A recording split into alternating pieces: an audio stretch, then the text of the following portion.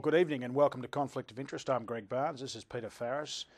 Last week we looked at the Liberal Party and we said we'd look at the ALP, and that's what we're going to do tonight, is have a look at the party which is in power in every state and territory in Australia, of course in government at the federal level. From sea to shining sea, as the Americans say. From sea to shining sea, Peter. The ALP's never had it so good, so why doesn't the future look absolutely fantastic? Well, here's one senior ALP official, Luke Foley, who's an ALP State Assistant Secretary, said on Four Corners program on the ABC on the 14th of April, if we're simply a brand with a good advertising campaign every time an election comes around and nothing else, we only engage in the empty pursuit of power. Is the ALP just an empty vessel into which you pour policies?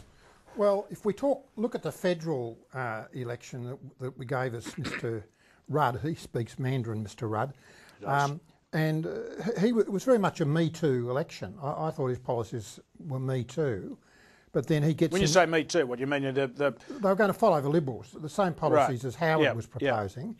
So then we have the farce, if they get into power, they're basically executing most of Howard's policies, yet the Liberals don't have any policies.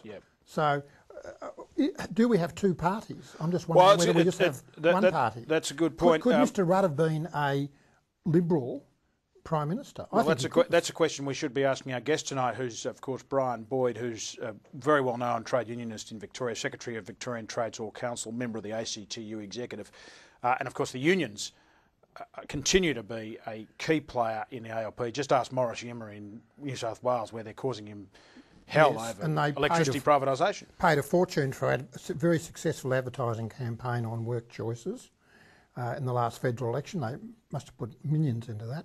Very successful. But if you take away if you try and diminish the union influence in the ALP, isn't one of the problems that the unions, as you say, are effectively a very strong source of funding for the ALP? The alternative is big corporate donations, which seem to be on the nose these days. Where does the ALP go in terms of both raising dollars and getting new members? Oh, look, I think the problem of corporate funding is overrated.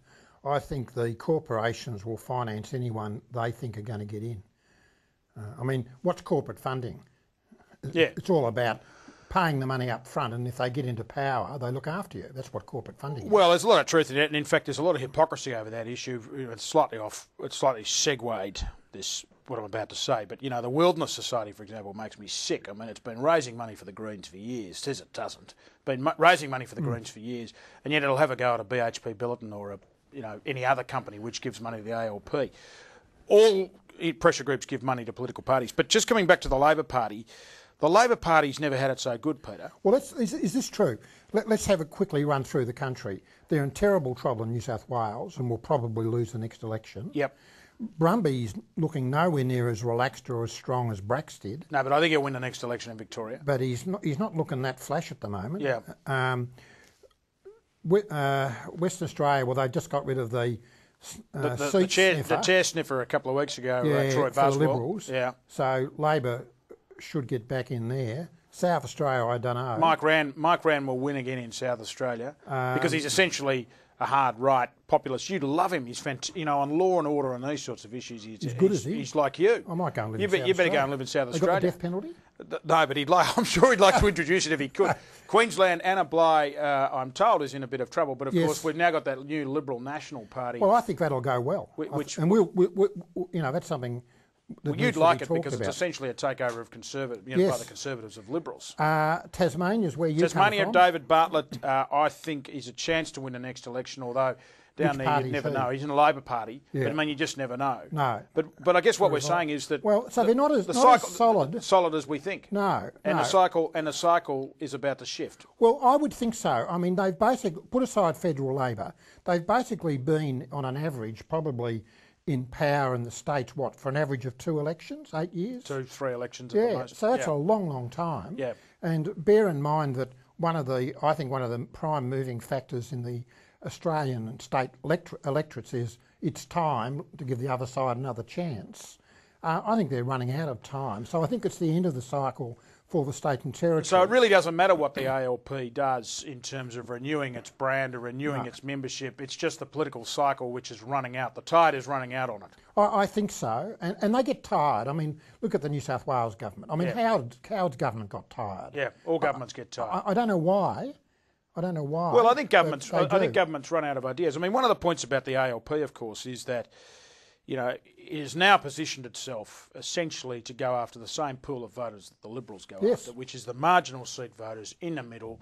It's essentially a managerial, corporatist style of government. I mean, the Bracks government in Victoria was a very cautious government. They're economically quite conservative. Did you see what Brumby's going to do about all these no-go areas for alcohol? Yeah. They're going to have zones and people are going to be banned from them.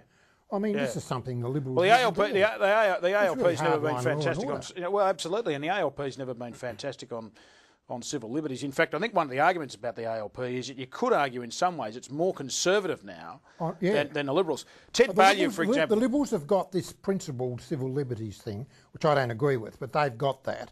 They've got that element, whereas Labor's much more conservative on it, I think. Well, I mean, I think the other thing, of course, and particularly in Victoria, where our viewers are watching, is that Ted Baillieu, the Liberal leader, is much more liberal, if you like, than John Brumby on a whole range of social issues. Abortion, drugs. God, I mean, I know a lot of a lot of natural Liberal voters Labor voters who are sort of civil libertarians who say they much prefer Baillieu and what the Baillieu Liberals stand for than what John Brumby stands for. Well, I think Brumby is very conservative. I mean, I think... Is he conservative enough for you? No. Not nearly right-wing enough for you. No. We're going to talk later about, what if you could get hold of the ALP, what you do to it, and then we'll talk about what I do to it. But I'm fascinated by Brian Boyd because it's going to be interesting to see what Brian thinks about the Rudd government. I mean, he's got the government that he wanted. Well, what does he think of it? He's the boss of he's our local Tammany Hall boss, isn't he? Is that? I don't think he'd describe himself in that. Wouldn't he? But that's way, what he is. But I mean, he's the union boss in Victoria. He's got 650,000 men on the barricades as we speak. Well, I mean, but interestingly, and Brian can address this, but interestingly, the unions, I mean, you made the point earlier, the unions probably had more influence over the ALP going into the last federal election than they had for many years. Yes. But Howard gave them that opportunity with work choices. Well, look, why don't we wind it up there and get Brian Boyd in and talk to him? We will.